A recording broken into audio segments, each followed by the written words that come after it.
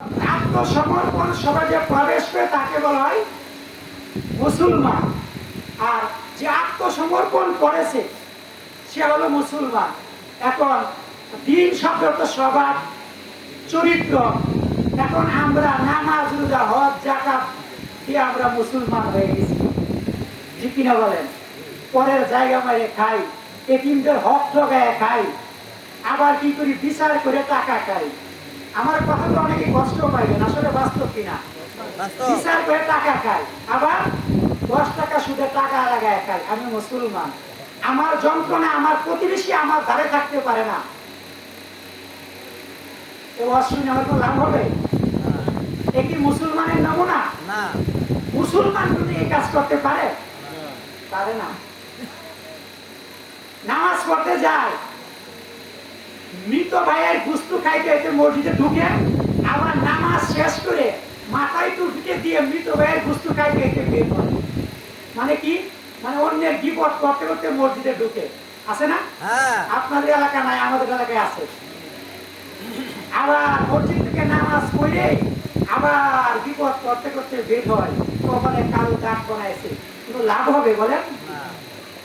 ইন্না সলাতা তানহা, নিশ্চয় নামাজ সমস্ত অপকর্ম থেকে, অশ্লীলতা থেকে আমাকে আপনাকে বিরত রাখবে। আর তা যদি না হয় তাহলে আমার নামাজ দ্বিতীয় আসমানে উঠে নাই, ওই যায় নামাজ ধরে আমার নাকের পরে ছুঁড়ে মেরা হয়। এখন আমরা তো মুসলমান দাবি করি, নামাজি আমরা, কিন্তু আমি কোন জান্নাতে যাব এটা কি আমরা জানি?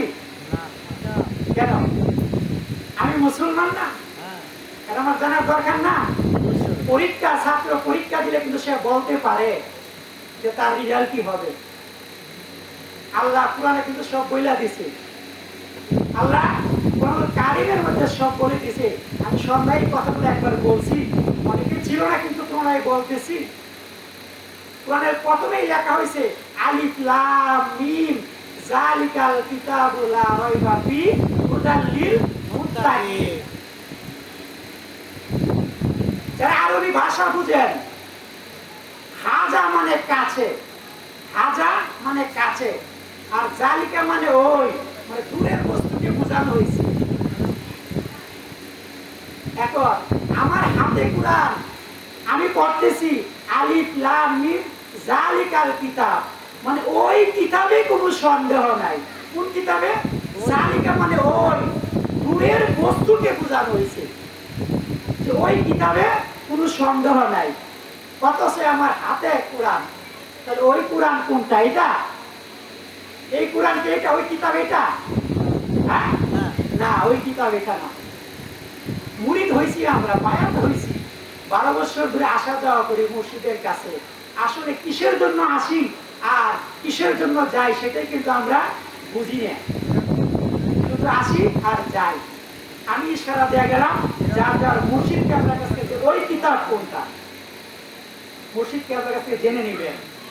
এবং ওই কিতাব হুদাল লিল মুত্তাকিন, এই আয়াতের মধ্যে মুত্তাকিনদের জন্য হেদায়েত ছিল। কি বলেন? মুত্তাকিন যারা, তাদের জন্য, সবার জন্য না। এখন এই কোরআন দিয়ে কেউ ব্যবসা করে, কেউ ভিক্ষা করে, আছে না? এখন কোরআন কি ভিক্ষা করার জন্য আছে? কোরআন গবেষণার জন্য আছে। কোরআন নিয়ে আমরা গবেষণা করতে হবে, কোরআন নিয়ে আমার ভাবনা করতে হবে, মুরাকাবা মুশাহাদা করতে হবে। সূরা আল ইমরানের 190, 191, 90 আয়াত দেখবেন, যাদের ফেসবুকে দেখবেন, ওইখানে কোরআন, এই কোরআন নিয়ে গবেষণার কথা আল্লাহ বলছে, যে জ্ঞানীদের জন্য, জ্ঞানীদের জন্য এই কোরআন নির্দেশনা, রাত এবং দিনের পরিবর্তনের জন্য তারা গবেষণা করবে, যেটাকে আমার মুর্শিদ কেবল কাবা মুরাকাবা মুশাহাদা বলা হয়। সেই মুরাকাবা মুশাহাদা যদি আমি না করি, তাহলে তো আমার স্তর কোনটা, আমি কোন জগৎ সেটা আমি জানি না।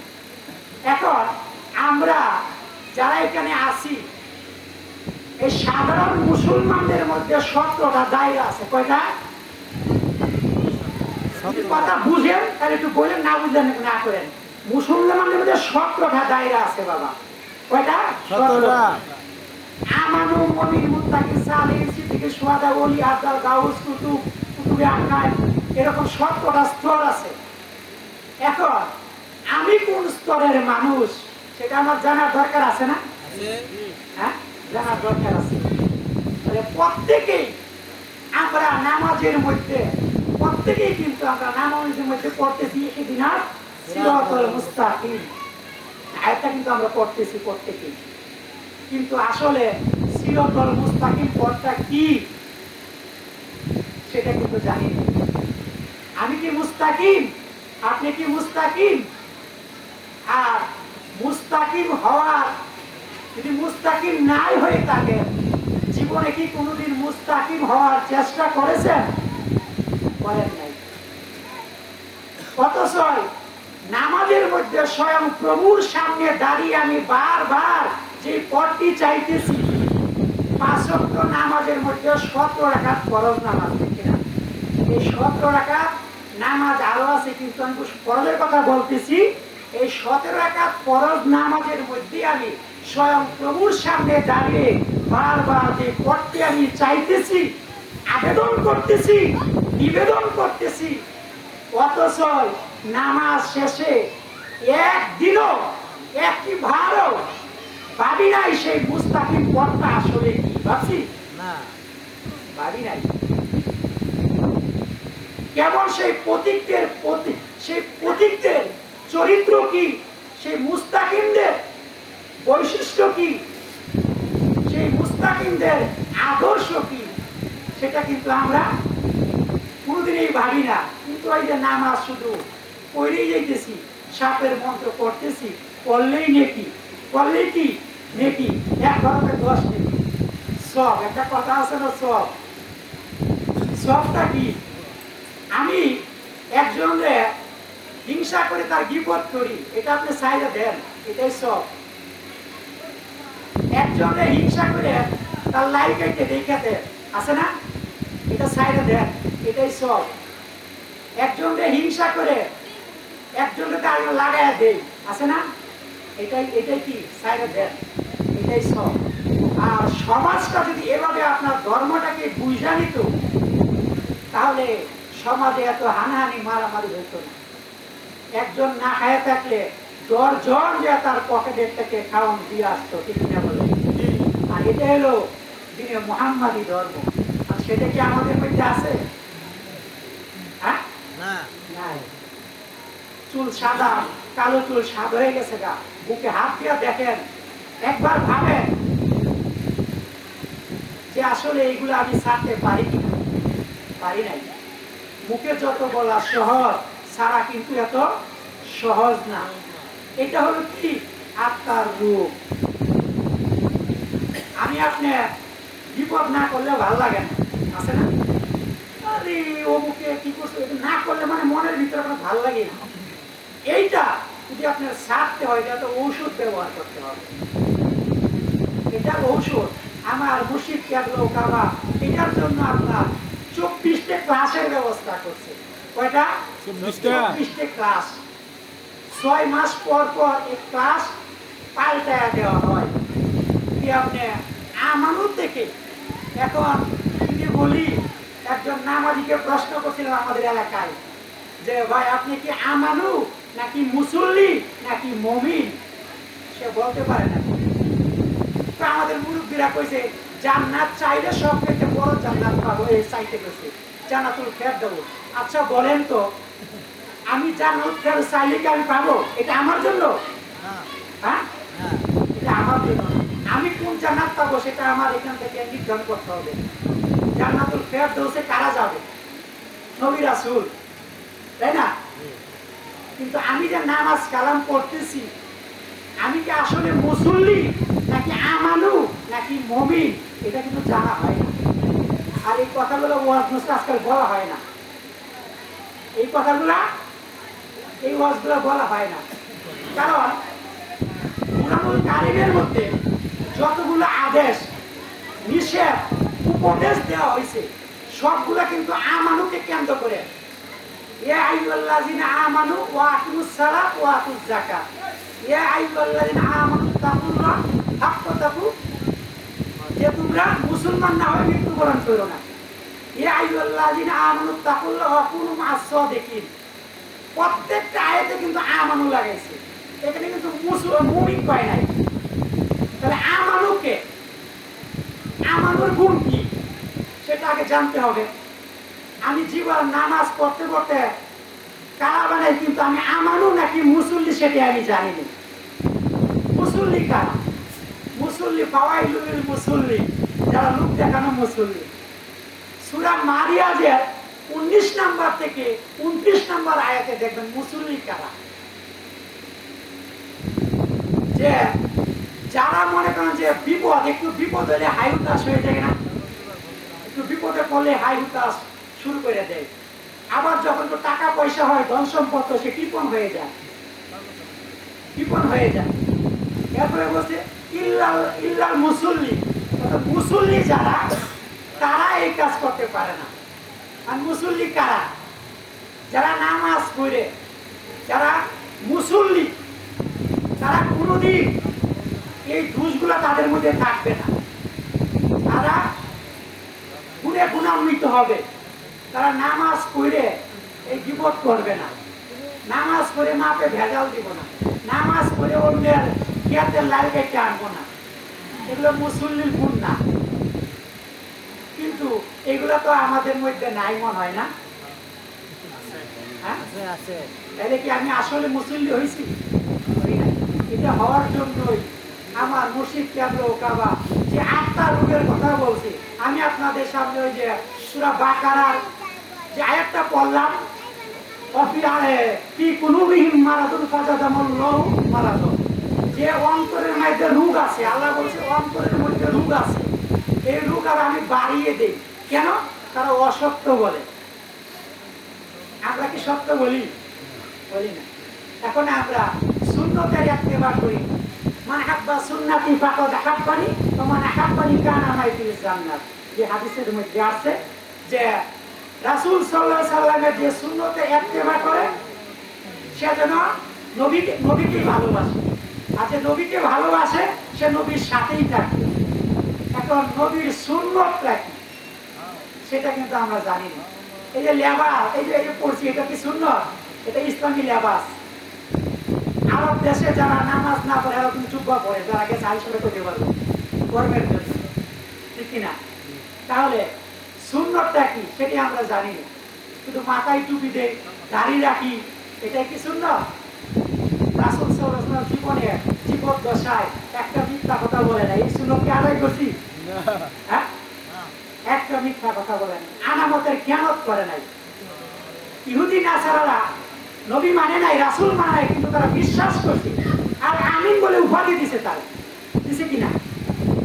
তারা বিশ্বাস করছে। তার কাছে আমানত রাখলে সেটা যেভাবে রাখছে সেভাবেই পাওয়া গেছে।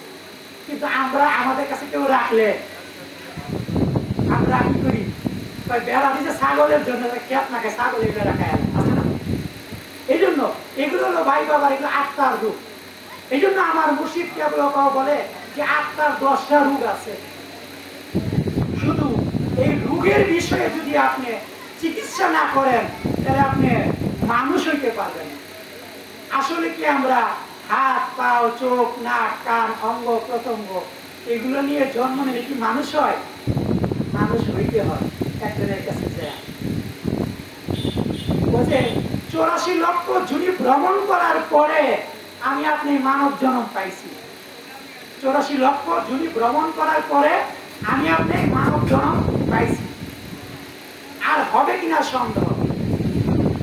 আর হবে না মানব জন্ম, আর হবে না সাধন ভজন, থাকতে সময় করো সাধন, ওরে অভূত ওরে মন। এখন আমি কোথায় যাব? আমার গন্তব্যস্থান কোথায়? সেটা আমি এখান থেকে নির্ধারণ করে যাব। যার সাথে যার মহব্বত, তার সাথে তার আসন নাসন। আগে আমার মুর্শিদ কেবলা কারো বলে বাজার, এই দেহের ভিতরে 5টা নফস আছে। কয়টা? 5টা। এই আলোচনা বহুবার হয়েছে, কিন্তু তারপরে আবার বলতেছে 5টা নফস আছে। এখন আপনার এই রুহটা বের হয়ে কোথায় যাবে? একটা ইল্লি, একটা সিদ্দিলে। কোথায় যাবে? এখন আমি কোথায় যাব? এটা আমার এখান থেকে নির্ধারণ করে যাইতে হবে। তাই আমার মুর্শিদ কেবল কাবা বলে বাজান যে 24টা ক্লাসের কথা আমি বললাম, এই 24টা ক্লাস 17টা ক্লাসে যদি কেউ করে তাহলে সে কোথায় যাবে, কার সাথে থাকবে মৃত্যুর পর, সেটা পর্যন্ত দেখে যাওয়া যায়, সেটা পর্যন্ত দেখে যাওয়া যায়। বিশ্বাস হয় কিনা? কবে যাবে সেটাও বলে দেওয়া যায়। 21,600 বারে কেবা আসে যায়, চিনতে হলে শক্ত করে ধর্মগুরুর পায়। আমরা নিঃশ্বাস নিতেছি, আসতেছি, আসলে কিন্তু শুধু বাতাস না, এর মধ্যে আরো কিছু যায়। এই বাতাসটা যতক্ষণ আছে আমি বেঁচে আছি, এই বাতাসটা নাই আমি মরে গেছি। কি বলছে? কয় লাশ। আর বাতাসটা না থাকলে আর কইবে না এটা আরমানের আব্বু, কিংবা এটা আজাদের আব্বু, কিংবা এটা আব্দুল জব্বারের আব্বু, কইবে ও মুখের লাশ। আসলে তাহলে কি গেল আমার কাছ থেকে বের হয়ে? কি ছিল আর কি গেল? এটাকে চিনেন, এটাকে ধরেন। এটাকে যদি আপনি চিনতে পারেন তাহলে আপনার মানব জীবন ধন্য। এটাকে যদি আপনি একবার চিনতে পারেন তাহলে আপনার মানব জীবন ধন্য হবে। আর যদি না চিনতে পারি তাহলে আবার 84 ফেরে পড়ার সম্ভাবনা আছে। কারণ মানুষের ভিতরে 5টা আত্মার কথা বলা হয়েছে। এই 5টা আত্মাকে যদি আপনার চিনতে হয়, এক একটা আত্মার 5টা করে গুণ আছে। কয়টা? 5টা করে গুণ আছে। যেরকম নফসে আম্মারা, নফসে লাওয়ামা, নফসে মুতমাইন্নিয়া, নফসে মুলহামা, নফসে রাহমানিয়া। 5টা রূপ। পবিত্র আত্মা, মানব আত্মা, পশু আত্মা, ধাতব আত্মা, খনিজ বা বৃক্ষ আত্মা। এই যে 5টা আত্মা, তাহলে এক একটা আত্মাকে চিনার জন্য 5টা ফেল বা গুণ বলা হয় এটাকে। এখন নফসে আম্মারার 5টা গুণ, সেটা কি সেটা আগে জানতে হবে।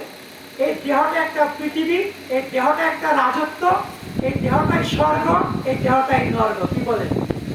কত মানুষ আছে সংসারে অশান্তিতে জর্জর হতেছে, অসুস্থ, এই বিপদ ওই বিপদ। এটা কি তার শাস্তি না? হ্যাঁ, সে বুঝে না, এটা কিন্তু তার একটা শাস্তি হইতেছে। এই সুরতে কাউকে আযাব দেওয়া হবে না।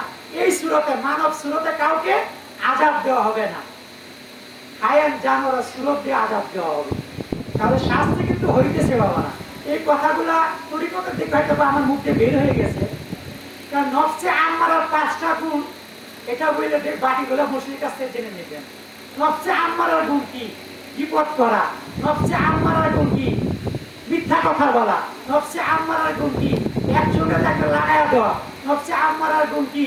সংসারে অশান্তি করা। নফসে আম্মারার গুণ কি? মাপে ভেজাল দেওয়া। নফসে আম্মারার গুণ কি? অসভ্য ভাষায় মুখে গালাগালাজ করা। এগুলো নফসে আম্মারার গুণ, অর্থাৎ পশু আত্মার গুণ। যখন আপনারা কেউ শালা বলে, আপনার চেহারাটা দেখেন এই সময় এত রাগ হয়, আর ওই সময় যদি আয়নাটা টাইমের মুখের সামনে আপনার পশু আত্মা আপনার সামনে বাইসা উঠবে, মানুষ যখন রাগ হয় দেখেন আরেকজনে তাকায় দেয়, ওর চেহারাটা কেমন দেখা যায়।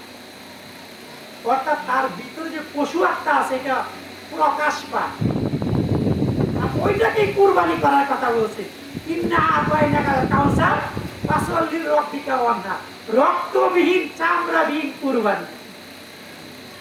যদি এইটাকে কুরবানি করতে পারেন তাহলে নফসে আম্মারা থেকে আপনি নফসে মুলহামায় গেলেন, নফসে মুলহামার থেকে নফসে মুতমাইন্নে। এখন আসরের ময়দানে সলিমুদ্দি কলিমুদ্দি করে ডাকবো, ইয়া আইয়াতুহান নাফসুল মুতমাইন্না, হে প্রশান্ত আত্মার অধিকারী যারা, সন্তুষ্ট বুঝনে, সন্তুষ্ট রূপে তুমি আমার বান্দার মধ্যে প্রবেশ করো এবং আমার ফাদখুলি ইবাদি জান্নাত, অর্থাৎ তুমি আমার জান্নাতে প্রবেশ করো। নফসে মুতমাইনের অধিকারী যারা। এখন আমি আপনি কি নফসে মুতমাইনের অধিকারী হয়েছি? কিন্তু নফসে মুতমাইনের 5টা গুণ সেটা আমি জানি না। নফসে মুতমাইনের 5টা গুণ আমি জানি না, তাহলে আমি নফসে মুতমাইনের অধিকারী হইলাম কিভাবে? আর নফসে মুতমাইনের অধিকারী যদি না হই তাহলে আমি কোন জায়গায় যাব, ঠিকানাটা কোথায় হবে? জ্ঞান দিয়ে বুঝে নিবেন। এই জন্য ভাই বাবারা, এই বিষয়গুলা, এই আত্মার রূপগুলা, এই 5টা আত্মার 25টি ফেজ যেটাকে বলা হয়, এটা মুর্শিদের কাছ থেকে আপনার জেনে নিতে হয় আদব, বুদ্ধি, মহব্বতের মাধ্যমে, সবকের মাধ্যমে। কি বলেন? এখন আমি ক্লাস 2-এ পড়ি, আমার কি 5-এর কথা বলবো? বলবে না। এই জন্য আমার ক্লাস বাই ক্লাস এগুলো করতে হবে। আর এবার যদি আমি আস্তে আস্তে আগায় যাইতে পারি, ইনশাল্লাহ আপনার দ্বারা কারো ক্ষতি হবে না, আপনার দ্বারা কারো বিপদ হবে না, আপনার দ্বারা কারো অন্যায় হবে না। অন্যায় করতে গেলে আপনার বিবেকে বাধা দিবে। আপনার ভিতরে যে মানুষ, ওই মনুষ্যত্ব আপনার ভিতরে জেগে উঠবে।